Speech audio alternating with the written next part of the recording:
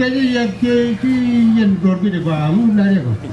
anh ấy cái chui được qua ba nó cái hoàn thao qua rồi rồi thì nó cái qua mình chỉ nằm cho thì như vậy cái chui thì nó cái giá và giá như cái mua cái phơi như cái nông nục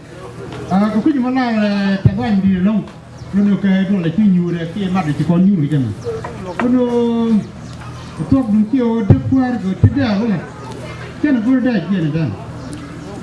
cái này vừa đấy kia nó có nó và chuông rồi giờ mình đi quay đàn thì ao thế cái gì có chuông mới đấy long cái mình đi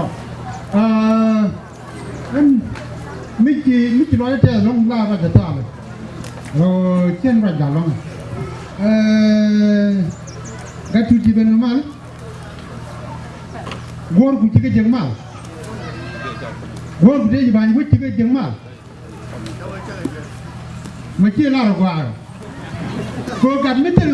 gor cái rami chia cái rami gor cái rami gor cái cái này dia là gì rami gor cái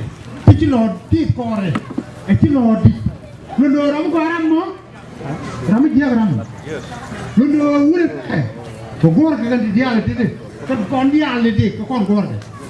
rami cái bên đó dia rami không có dùng pháp ni pam ni je me pan ni jatuh lu me $1 kan me $1 me jual ke ni beron me $1 ko ku gor ku erian mu malale